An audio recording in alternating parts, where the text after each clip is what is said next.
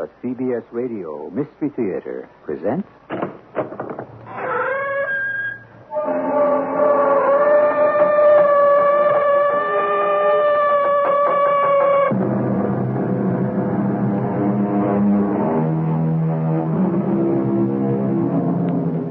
Come in. Welcome. I'm E.G. Marshall. 2,000 years before Christ, Antef, the Egyptian king of the 11th dynasty, had this inscribed upon his tomb: "There is none who comes back from the dead, that he may tell their state, that he may tell their needs. It is not given to man to take his property with him, nor is there one who departs who ever comes back again." Today, almost 4,000 years later, we have reason to believe this is not so. People do come back from the dead. Rebecca, what does the ghost look like? He's about 6 feet tall, has a beard, green pants, olive green, and he holds in his hand a long knife. How old would you say he is? About 30. Anything peculiar about his clothing? I'd say they were, what people wore in the 40s.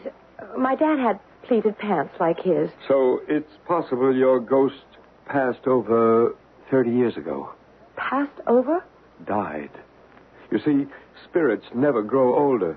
They remain exactly the age they were when they left this world and entered theirs.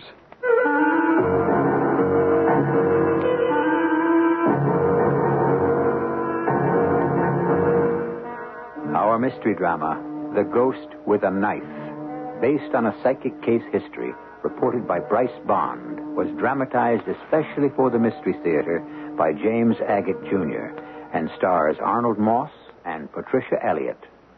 It is sponsored in part by Buick Motor Division and Contact, the 12-hour cold capsule. I'll be back shortly with Act One.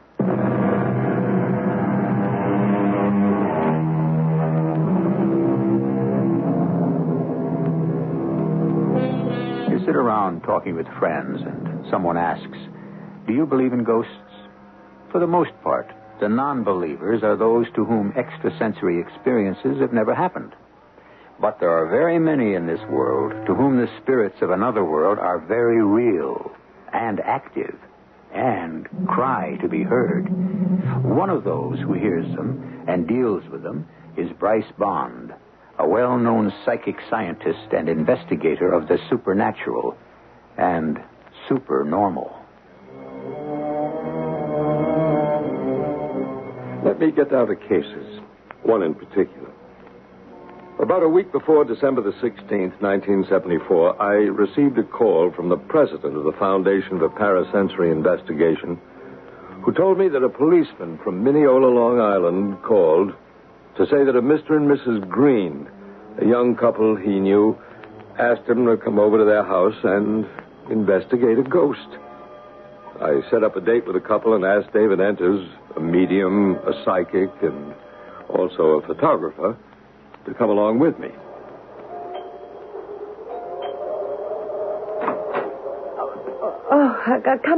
Come in. You are... Bryce Bond, and this is David Enters. How do you do?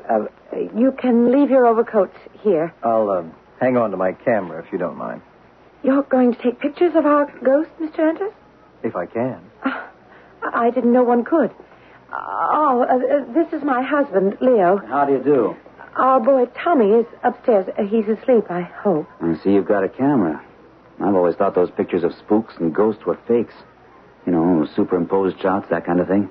Have you seen this ghost, Mr. Green? I most certainly have. Well, then perhaps so can my camera.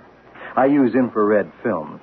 Wherever heat is generated in outline or even in considerable detail, it will register on the film. Oh, I had no idea. May we start? Mr. Green, Mrs. Green, I'll begin by asking you your first names. Rebecca. Rebecca. And your husband is Leo, and your boy is... Tommy. Tommy. Well, now, I'm Bryce, and this is David. If we're to help you, we should all try to be as relaxed and informal and friendly as we can. Now, this apparition you experience, we want you to regard him or her... It's a man. Well, he's to be regarded as a friend. We don't want to antagonize or frighten him. We're the ones who are being frightened. He isn't really a very friendly spirit. He looks horrible. Rebecca, can you tell us when you first saw him? Yes. When I first... It all started Becky, may I? My wife is really very upset about this. You see, she's home most of the time, and I'm at work. So she's been under a much greater strain. I think I can be calmer. There it is. Those are the footsteps. We've sort of become used to our ghost walking up from the cellar. He's been doing that for months now. Leo, I can tell them. Tommy was the first to see the ghost. Tommy, my son. He came down one morning. He's only 4. And he said, Mommy, who's that man in my room? He said, I woke up in the middle of the night, and he was standing there. We didn't know what to make of it at first. I said to Becky, I think Tommy's having a nightmare. But it kept happening, night after night. That's him, coming up the cellar stairs. Then he opens the cellar door. He's doing it now, in the kitchen. Well, maybe he's showing off because you've got guests. Oh, no, he does that every evening. But most of the time you don't see him. He doesn't, what do you call it? Materialize. No, he doesn't. He just walks around invisible. And I don't like the idea of leaving my wife and son in a house with a strange guy. He's 6 foot tall. Will you excuse me? I'd like to go into the kitchen and have a look down those cellar stairs. I'll be right back. So he goes up and down the cellar stairs. That's right. Through the cellar, into the boiler room. Always follows a pattern. I think he's trying to attract our attention to something. We get the feeling he wants us to follow him down there. And do you follow him? Yes, we have many times, but there isn't anything special down there, so it doesn't make any sense. Cellar door was open. Went down a couple of steps, but I couldn't see a thing. Took some shots, but I don't have much hope. Well, there's nothing down there but the usual stuff people have in their basements. And the oil burner. Actually, 2 oil burners. We put in a new one last spring and just left the old, useless, rusty one where it was. Leo, how long have you lived here? Since right after last Christmas. Almost a year. It was December 29th, last year. The house was built in 1929, so the old oil burner didn't owe us anything. Anyway, all this started this past October. For weeks, we only heard noises, and then, as I told you, Tommy started to see the ghost in his room at night, and about a month ago, November, so did we. Well, I'm sorry we didn't know about this manifestation sooner. So am I. But Becky and I, we didn't know what to do. You know, people kid you. And remember Joe Forster, our friendly patrolman. Mm-hmm. What made you decide to tell a policeman? It's one thing just to hear noises. It's another thing to see a man 6 feet tall. But last Monday, I was alone here with Tommy. And he came at us with the knife.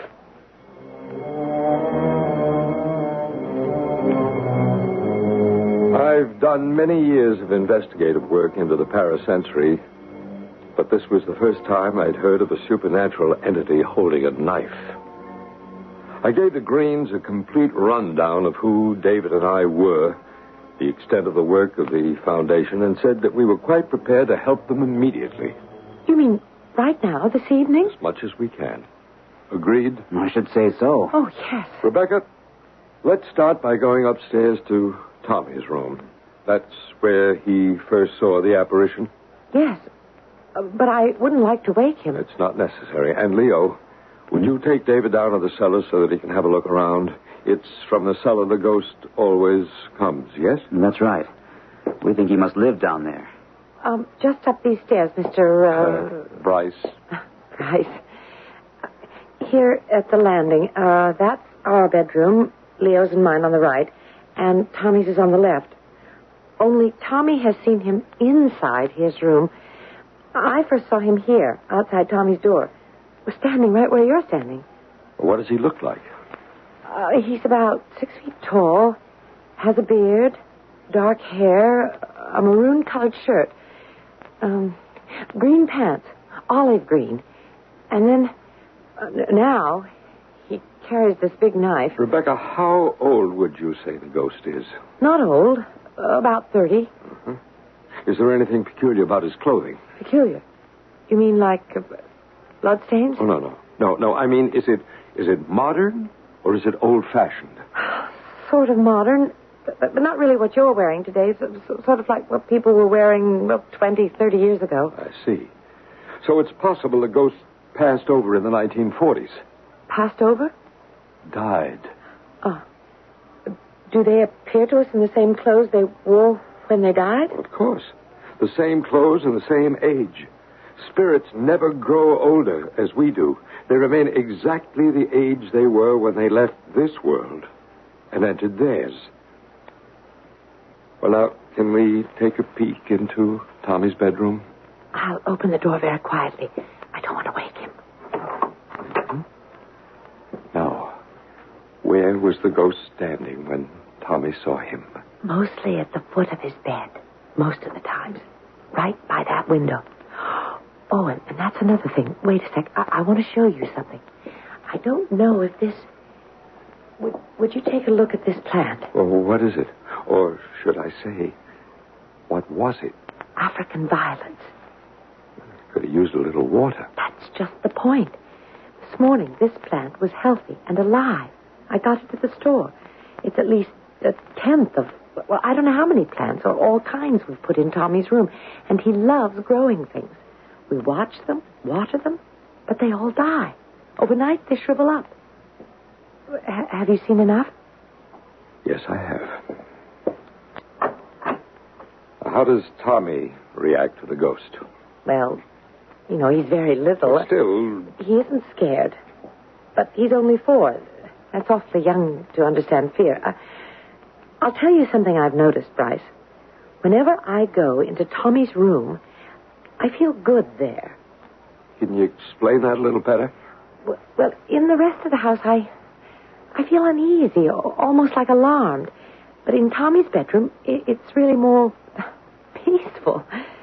I've had the funny idea that maybe the ghost is protecting my baby, and that's why it feels good in there. Oh, there you are. Well, we explored the cellar. How's everything upstairs, Bryce? It's very interesting, David. As I said before, this ghost follows a pattern. No question about that. You saw nothing in the basement. Nothing visible, but I think, Bryce, we should consider that the old oil burner may have something to do with the ghost. Yeah, that had occurred to me, too, David. But what? Well, a number of possibilities, Leo. Somebody may be buried under the concrete. In our cellar? Buried? How horrible. There's no point speculating how this wandering spirit died. Our job is to try to discover why he's here. I find it warm in here.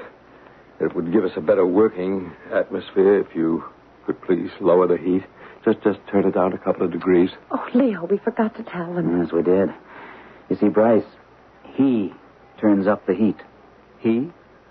You mean... Yes, we forgot to tell you about that. We're no different from anybody else. We've been trying to conserve heat every night. We pushed the thermostat down to about 60, 65. Did either of you turn the thermostat down tonight? Yes, I did. I remember distinctly doing it, but just before you two arrived. Now, come have a look at the thermostat. 90. Look at that. Oh, let me get a shot. Yep, 90 degrees. That's what he usually pushes it up to. We've gotten up in the middle of the night, roasting. Come down, 90 degrees. We haven't been able to figure out what he's trying to do to us. Leo, move to one side, please, so I can focus. Yeah, sorry. At least now we know he's come up from the cellar and was right here at this spot, this evening. Before, when I heard him walking back down the cellar stairs, I was afraid he'd left us. When strangers enter a house, generally a spirit will not manifest itself unless you make a real effort to be friendly. Bryce, can I say something? I mean, about the way I feel. Well, by all means. I have a funny... No, it's not funny. It's really a very strange sense of dread. I never felt it quite so strong. Becky, what is it? Oh, don't you feel it? Don't you feel anything? You mean that cold wave of air? Oh, sure, I feel it. I'll just cover the whole room. See if anything registers on the infrared. Oh, we haven't done something awful, have we? I mean, by asking you here. It's very cold right in front of me. Like someone's looking right into my face. I don't think I can stand this much longer, oh, Leo. We must all be calm and accept the fact that at this very moment, our mysterious friend is in this room, and he's moving about. Rebecca and Leo Green are real people. This event really occurred in their Tudor-style home on Locust Avenue, Mineola, Long Island, on the 16th of December, 1974. Bryce Bond and David Enters are witness to this fact. I'll return shortly with Act Two.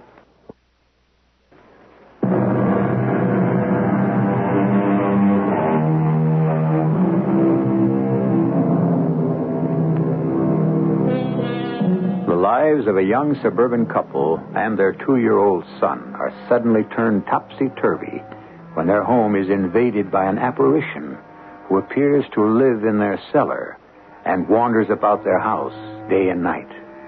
To live in a house with a spectral stranger is unnerving enough, but when the ghost carries a long, dangerous-looking knife, it can be terrifying. Why is he here? Can he be made to leave? Bryce Bond, the parasensory scientist, picks up the account.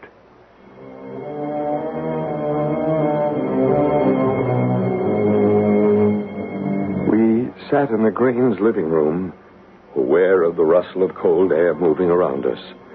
The vibrations I picked up made it quite clear that the ghost was in that room at that very moment. Will you folks excuse me a moment? I'm going to have to reload my camera, and I've got my film in my coat. I'd like to turn the lights down a little more. Must we? Well, suppose I just turn out the overhead lights and leave this one next to the sofa. What about the candles on the mantelpiece? Oh, no. Leave those burning. That's all right. I'm almost afraid to look at the candles. I know that when the flames move, he's there. Rebecca, what was the last time you actually saw him? Last night.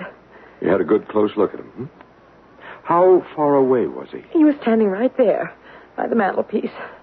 Leo had gone to bed. I was emptying the ashtrays over here. Mm-hmm.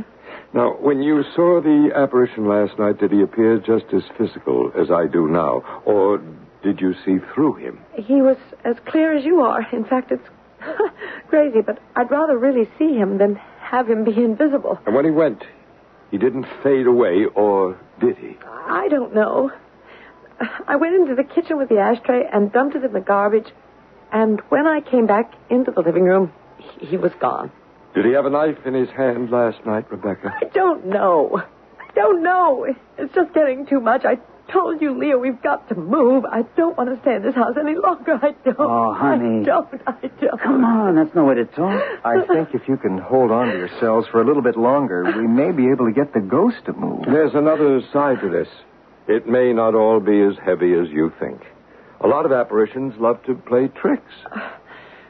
In the fall, we were having trouble with the new oil burner, and I was on the phone with the oil burner man, and he said, would I go down and look at some gauge or something? I went down the cellar steps, and I fell. It was exactly as if somebody had tripped me. And then it happened again, another time. Well, that's funny. I didn't notice any loose steps when I was down there earlier. Did you, Leo? I haven't been down to the cellar tonight. Well, sure you have. You brought me down. I took some pictures. Tonight? Of course. You're kidding me. Oh, I absolutely don't remember. Has this happened before in this house? Somebody's actually gone down to the basement and not remembered? Oh, Leo. I went upstairs to Tommy's room with Bryce, and you took David into the cellar. I did? You don't remember? No, I don't. I did not go down to the cellar tonight. Oh, good Lord.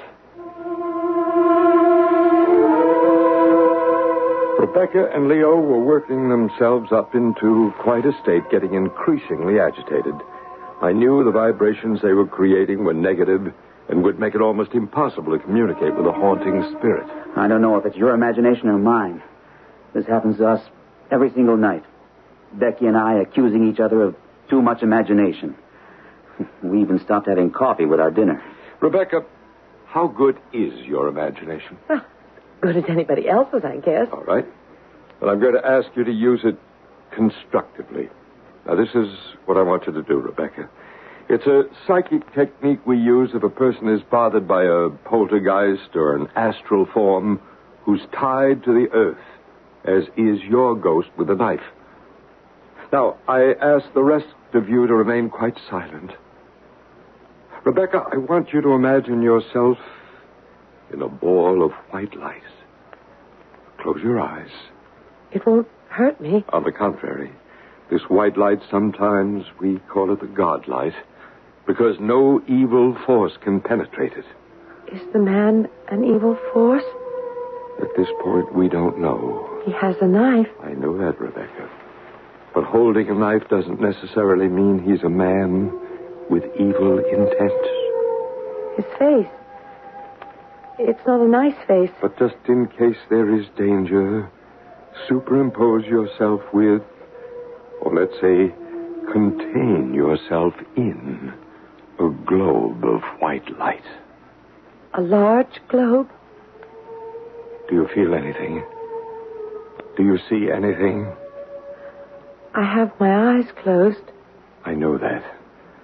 But in your mind's eye, you should begin to actually see the white light. It's the light of protection, Rebecca. It's the light of love. I see it. The white light. I'm inside it. I see it. All right, David, it's time now. What's David going to do? More pictures? No, David is also a medium. We didn't want to tell you that in the beginning of our session because sometimes people can't appreciate the sensitivity of a medium and they're somewhat disbelieving.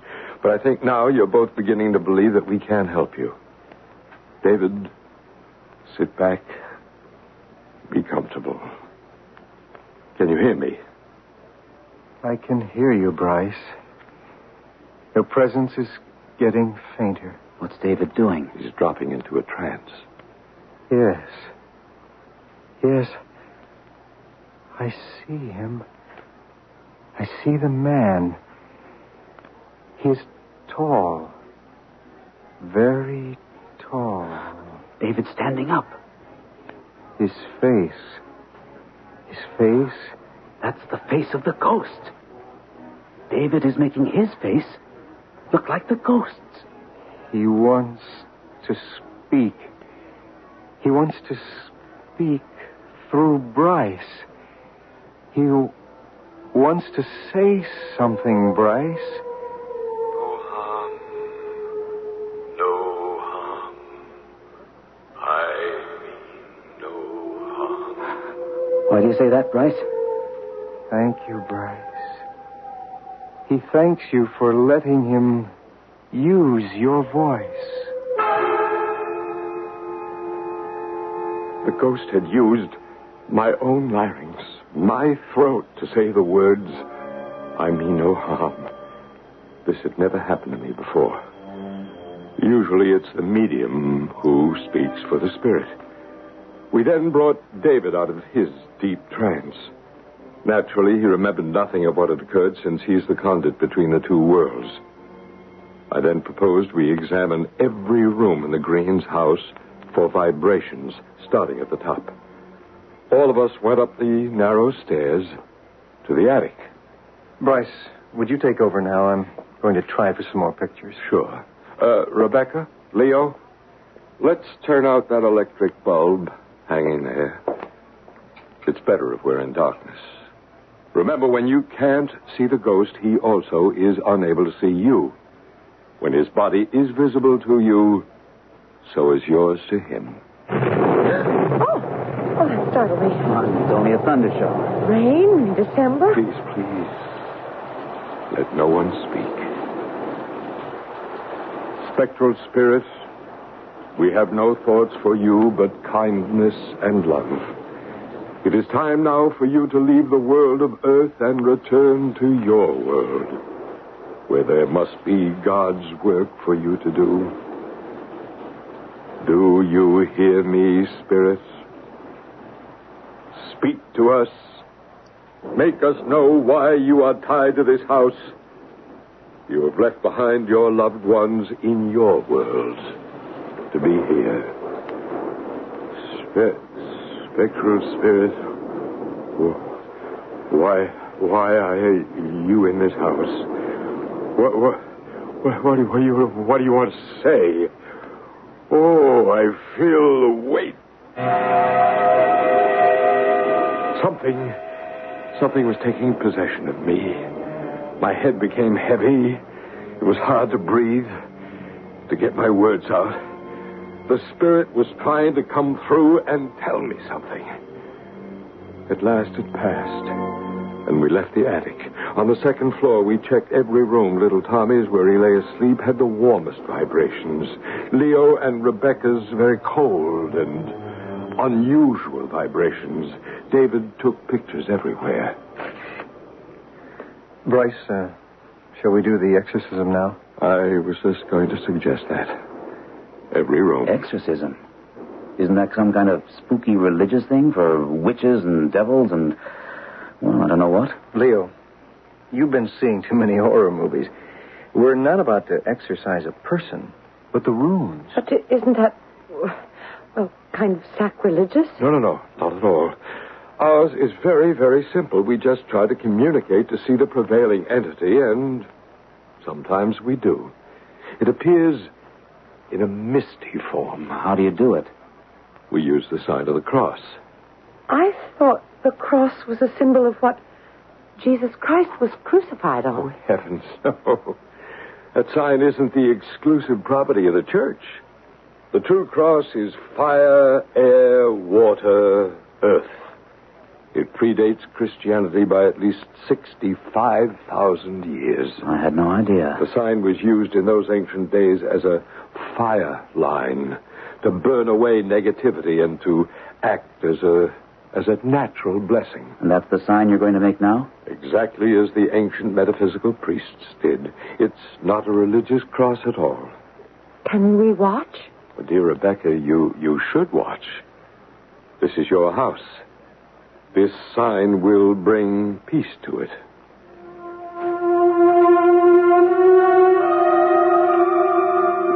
We blessed all the walls of every room with our perfect cross. David and I both making large hand movements up and down and from left to right. What do we do now? I think now, Leo, we've created a safer haven for the ghost, so we'll have another try at communicating with it. Why would you have to keep talking to that thing? That awful ghost with the horrible face and that knife. Why don't you just make him go away? We never did anything to anybody ever. Don't you see, Rebecca? If we can get it to tell us why it haunts you, the whole mystery will be solved. Now it's an it. Before it was a him. Is it real? Is it unreal? A thing or a person? Oh, it's too much for me. Bryce, may I explain? Please do, David. Look, Rebecca, Leo, the spirit world is not a world where there is no life. Those spirits, like the ghost with the knife, they have just as much love and compassion as you and I. And that's They have love and compassion and act like he does? I'd say even more love. There's a reason for him being here. There is. I suppose I shouldn't be making such a fuss. Maybe he is just trying to tell us something. Well, that's what I'm hoping, Rebecca. So will you bear with David and with me? And that's 12 o'clock. Let's have another go at it. David? Leo, Rebecca, will you give us a chance? We do know what we're doing. 12 o'clock. Rebecca, I'm going to ask you again to turn out the lights and just leave the candles burning. David doesn't need much light to find his way into the other world.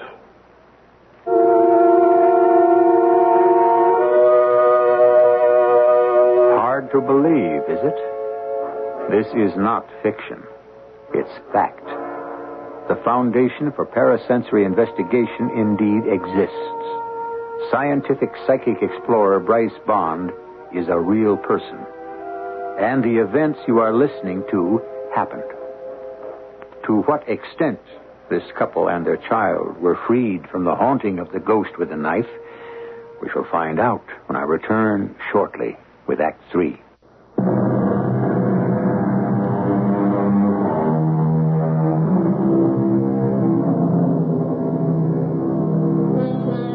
When you enter a new world, you are a stranger until you learn the language.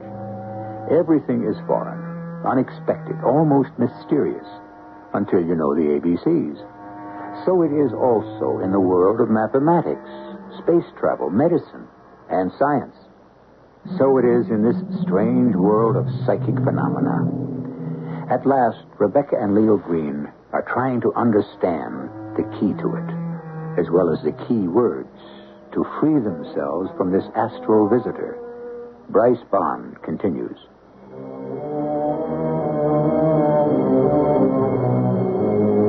I told them I felt we were getting close to the solution. The next step was for David again to enter a trance state. Trance state. Now, what's that, they wanted to know. I explained that through David, we'd be able to enter the mysterious land of the spirit side. I'm sorry I acted like that, Bryce. It was stupid of me, especially when I believe we're on the home stretch. I really do want to know. So do I, every step of the way. And you were telling us about trance state, Bryce. It's a state of being and non-being. For instance, when I do my healing, I drop down into a trance state, meaning myself, my ego, the Bryce Bond ego, leaves me, as David's is leaving him now. Why do you do that? Can we have silence, please? David is freeing himself so that he can channel all the energy from above. You see? Now watch him. He's shaking his head, and now he's nodding. Do you see? I mean no harm. I mean no harm. Neither do we, sir, let me assure you. We wish you no harm, and we believe you wish us none. No harm. No harm. I want you to listen to me carefully, Spirit. Here on Earth, it is now winter time, December.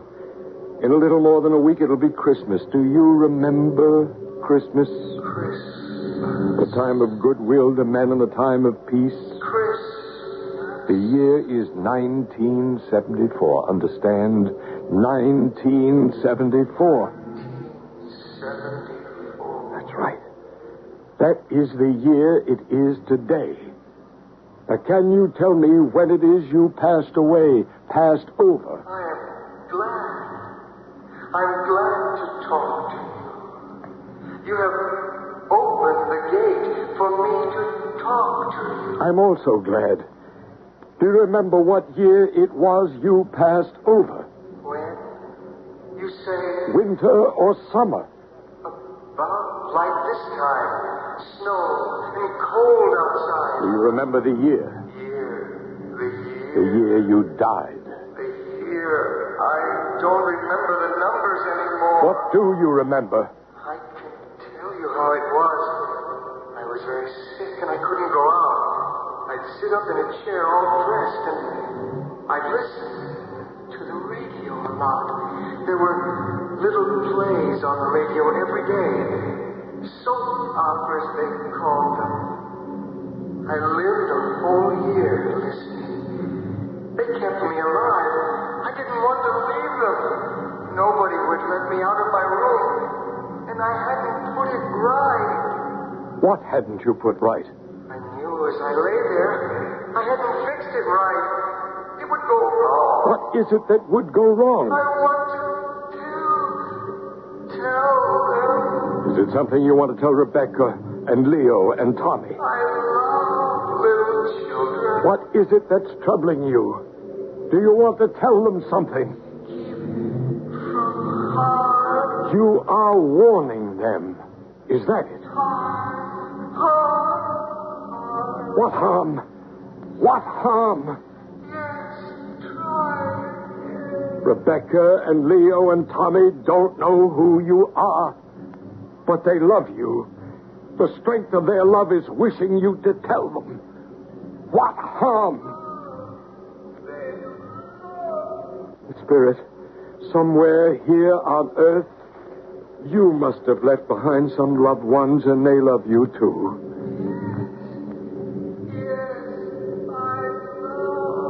Can you hear me? Can you hear me still? The ghost has gone. Are you all right, David? Yes. He was very strong, wasn't he? We almost found out why he comes here. It's something he's left undone. Thank you, David. Won't our ghost come back? I hope so, but I don't know. I'd imagine that until his job is finished, he won't leave you. What job? What is it? What could he have yet to do? All close our eyes now. I shall speak for all of us. At this very moment, we are all going to the cellar door. Yes. Yes. We want to go down the cellar stairs. I have that feeling, too. Yes. A sense of urgency. Now. We must go now. Yes, we mustn't waste a moment. There was no question about it. It was a pull as strong as gravity. We all knew we had to go down to the basement. I led the way, and then, strangely enough, like Rebecca had done before me, I, too, tripped on the last step and almost fell. There he is. Over there. By the cellar window. Oh, yes. I hope I've got enough film left in the camera. He's coming this way. He's moving over to my workbench. Friend, what is the warning you have for us? Show us. He's doing something with his foot. Remember, dear friend, we wish to help you do what you have left undone. Then you can return to your world. Can you hear me? Can you understand me? Bryce, I don't want to take any more pictures. I have a strong sense of unity with him now. If I'm in a trance state, accept that and do whatever he says to do through me. Of course, David. The pictures are not important. Now I have exactly the same sense of haste, of something to be done quickly. Oh, there he goes. Into the oil burner room. Stand back. There are gas leaks down here. What? Back. Danger. What leaks? I've never smelled anything down here. Good Lord, yes. It is gas. Do something now. Now. Hurry before it's too late. Emergency service, Island Lighting. Yeah, this is Leo Green, 1447 Locust Avenue, Mineola. There's a gas leak in our basement. Will you send somebody over right away? Green, 1447 Locust, Mineola. You have your oil burner on right now? Becky, do we have the oil burner on right now? Of course we do. Can't you hear it? Yes, we do have it on right now. Do you have a red box marked emergency switch? Just a moment. Do we have a red box, an emergency switch? Yes, at the head of the stairs. Yes, we do. Right at the head of the stairs. Well, will you go there now and switch it off? We'll have somebody around to your house very shortly. It was quite true. The message relayed through David by the ghost. There was a gas leak. It had been seeping for quite some time. The power company told the Greens that had they not been alerted, in a matter of hours, their house on Locust Avenue might have gone sky high in an explosion. Everything was turned off and made safe by 3 a.m. We were all sitting around in the kitchen, finally having some coffee. All those days and nights of not knowing. Oh, and now it's all over. Did you take a look at Tommy? Yes, he hasn't stirred. He slept right through the whole thing. Funny, when I went up to check on him, I felt this very warm vibration, and I thought, I know. Our ghost has come up to Tommy's room to say goodbye. Then, all of a sudden, the feeling just disappeared. Your little boy had a friend. I don't think you'll have any problems about keeping plants alive in his room anymore. Well, couldn't it have been the gas? Plants are sensitive to that. You think that's what it was, Rebecca? Oh, Leo, sometimes I begin to really wonder about you. It was the ghost trying to warn us. Oh, come on now. Can't there be a natural reason for something? Everything can't be explained by the supernatural. But there was no gas leak anywhere near Tommy's room. You come on now. Look, friends, we have a report to write and some sleep to get. Thank you for the coffee. Oh, Bryce, you and David were real friends. Been an experience I don't think either of us will ever forget. I'd say on the whole, we had a very peaceful reaction. Don't you agree, Bryce? Oh, yes, indeed. This ghost with a knife, he was quite a peaceful entity. Not a negative entity in the slightest. Only negative briefly to frighten them into action. I hesitate to think where we'd be tomorrow if you two hadn't shown up. Who knows?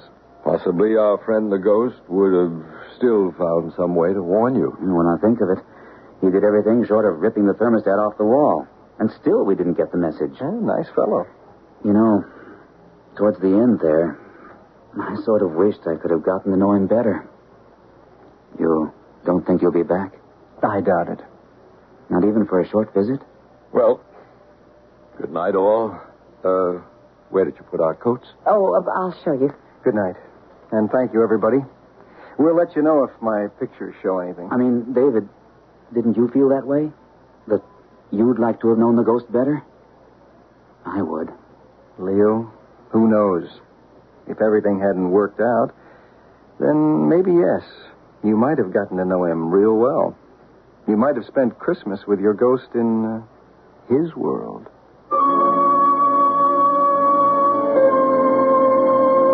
Today, at the Greens' house in Long Island, there are no more mysterious footsteps. The thermostat stays where you put it. Plants grow. And on Thursdays, when Rebecca's Bridge Club meets, there are no strange men in the kitchen. But there is a larger meaning to the story you have just heard, which I'll tell you when I return shortly.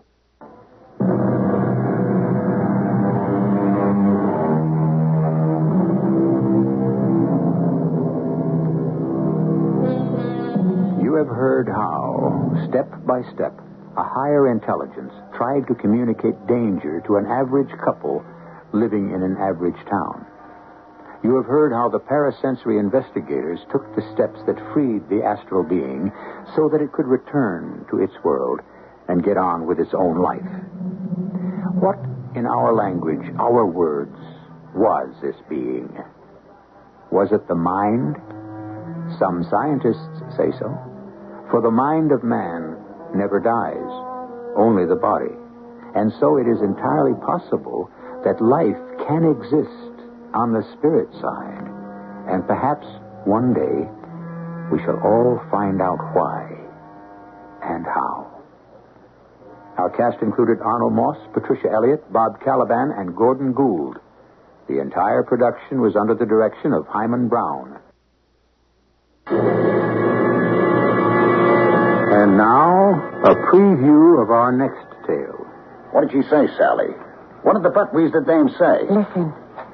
Charles Frederick would go to these wild, primitive places that were filled with all kinds of, well, we would call them superstitions. Got every word down on tape. Hey, that tape recorder sure does a trick. Did you get the pictures? Oh, sure. Oh, you can't beat that little wristwatch camera. Okay. There's lots of work to do. I'll develop the pictures, and you start listening to the tape. Honey, this could be it.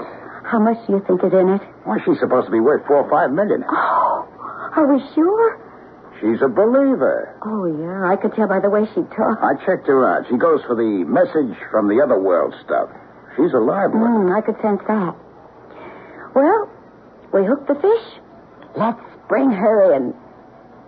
This is E.G. Marshall inviting you to return to our Mystery Theater for another adventure in the macabre. Until next time, pleasant dreams.